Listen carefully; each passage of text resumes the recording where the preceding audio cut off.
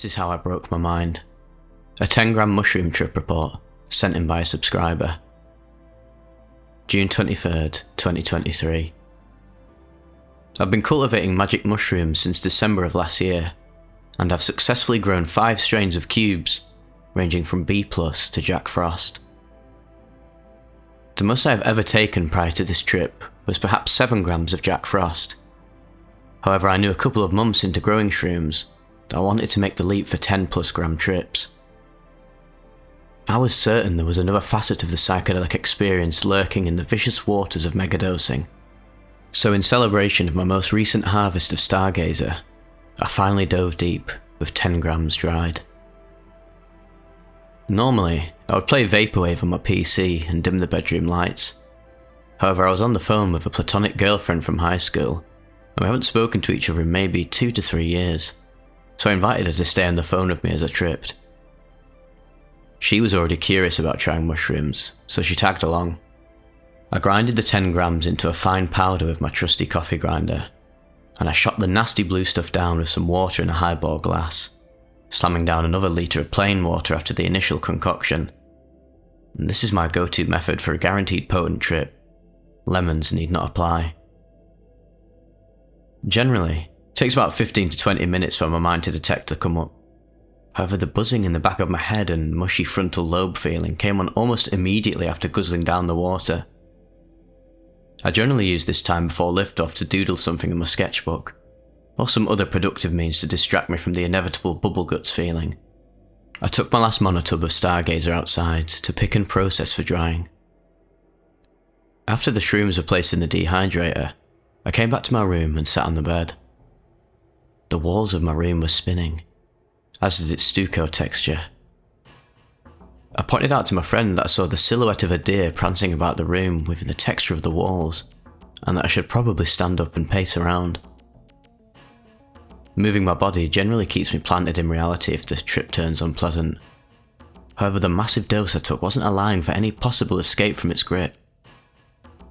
In that moment, I came to realise my mind was destined to be held prisoner in the realm of mushroom interconnectivity, and that I lacked any control of what was to happen for the next few hours, unlike smaller heroic doses, where I've been allowed agency to commandeer the trip. The spinning intensified to a point where I could no longer comprehend the swirls of colours that were once my bedroom. I keeled over into my blanket and hugged it for dear life. I was giggling and breathing heavily, so my friend asked why that was happening. I explained that the laughing is a distraction the body makes as to lure my attention away from the cathartic thoughts that flood in during heavy trips. The laboured breathing being a reflex the body does, as to compensate for my brain being on overdrive. I warned her that she will experience my personality fragment into individual people, and just as the words were said, it happened. Off to the left of my peripherals, just at the cusp of where my vision stopped and the void of nothing began, I saw a much bigger and menacing version of myself.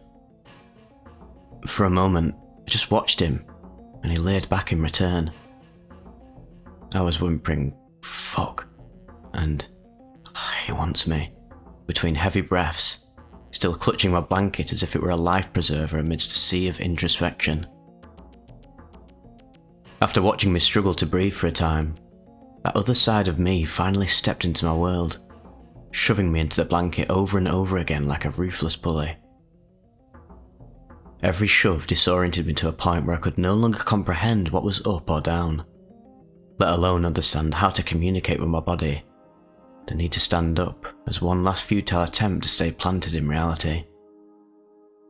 As this was happening, my friend commented the sounds of my whimpers and heaving was turning her on, asking what it'd feel like if we did the deed all those years ago. I was so confused as to what she meant about the deed, but after clarification, I came to realise that same bully who was pummeling me into bed was the personality responsible for all of my sexual urges. It was a part of me that I chose to disconnect from after a handful of bad breakups, and I shared this revelation with her. I was tossed around some more, until I accepted the notion that the person in control of my mind at that moment was a much smaller and helpless personality. As I came to accept that, more personalities charged in from the void. They embraced me away a child would a teddy bear. They made me feel desired in all possible connotations of the word, and I began to sob and cry the hardest I ever had in my life, wiping away tears and cubensis-scented sweat away from my face, with the blanket still grasped in my arms. My friend began to cry too. She shared that she missed me, that I was there for her when we were still kids, and a handful of other heartfelt things that I couldn't quite comprehend in that moment, yet I understood the intent and love behind her words. I had headphones on, so she very much felt like another voice in the back of my head, just like all the others which belonged to me. Moving forward in the trip, we were two voices in the same mind, trapped in a thundering vortex of colours that should have been my bedroom. Yet I was still able to hear and visualise her painting a portrait of us, which was actually happening on her end of the call. After crying, I smothered my face into the blanket and fully immersed my mind into the inky darkness where my personalities and emotions emerged from. I was staring down into a pit, and from the darkness emerged the classic spinning mandalas from previous trips. Eventually, the mystical discs converged into a single entity. It wore a green mask with even more mandalas orbiting around its head, resembling a sneering version of the Aztec calendar. It smiled back up at me and described what I was seeing to my friend. This is not the first time I've encountered other dimensional beings. However, this was one of the 2 times I was able to fully comprehend what I was looking at. I tried to explain to her what this entity's intentions may be, and how uncommon it is to encounter other beings during trips. But after a time, it looked back down into the pit and sunk away into the shadowy void, trailing wisps of rainbow smoke from behind its head. I came back up for air, fighting the urge to pee the litre of water from earlier. It was during this fight that the bigger self came back to torment me some more. All I wanted to do right now was get to my toilet and relieve myself. However, my sense of direction was still scrambled. As I thought I had finally managed to sit up, I came to realise I was laying back down on my bed. The harder I tried to move, the more my mind's eye would deviate away from my body. I kept fighting to sit up and get back on my feet, but all I managed to do was phase out of my body and watch myself hopelessly try to get up in the third person. I guess my struggles turned on my friend so much that she couldn't resist getting off to the sounds of my plight. She, of course, asked for permission first, and I responded with, "Sure, go for it. I'm really fucking parched right now, so the sound of something wet could help." I was resigned from trying to get up to use the restroom now, so I laid face down in bed and let her have at it. Her moans ultimately overcame my own thoughts. I was able to read her orgasm like poetry. It was so intense that I forgot that I needed to pee for however long she took to get off. Thankfully, the mushrooms relented, and I was lucid enough to reach the restroom. I sat on the toilet, but just as I was done, the trip resumed in full intensity. I could no longer perceive direction, so I sat there on the toilet, listening to my friend get off to my disposition as I waited for the next opportunity of lucidity. Once I returned to my bed, I sat up and observed my knees. My mind has never felt so disconnected from the body, so I just stared at my arms and legs, wondering if the body was the entity ultimately in control of the mind.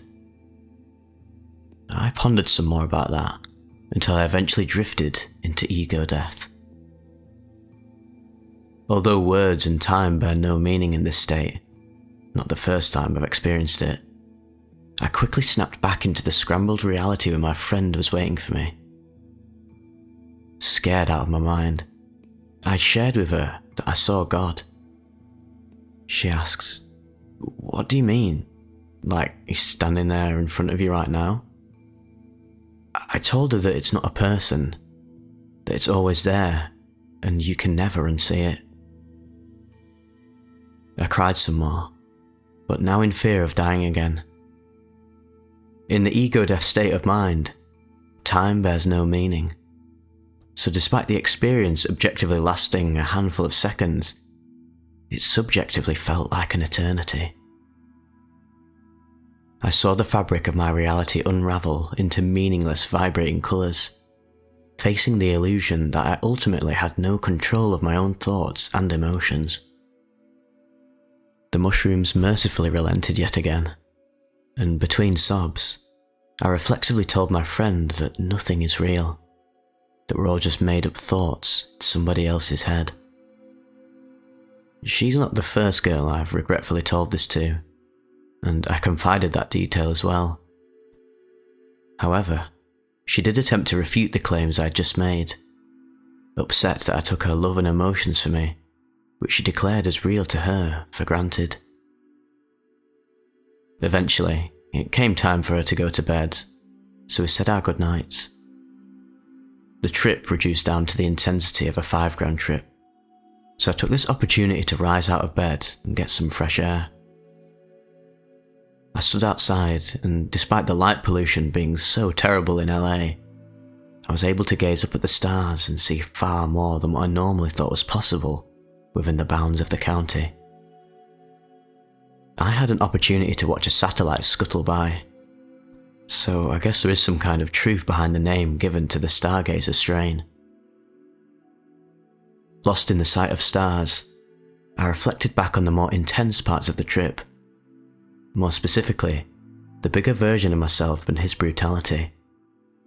I came to realise that there is still a part of me that wants to love myself, and I suppose the aggressor was fighting to do just that, kicking off the smaller me that was in control to give love a chance again.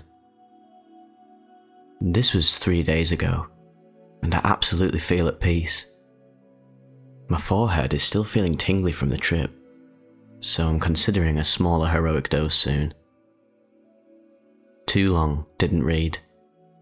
The mushrooms made me its little bitch, and I liked it.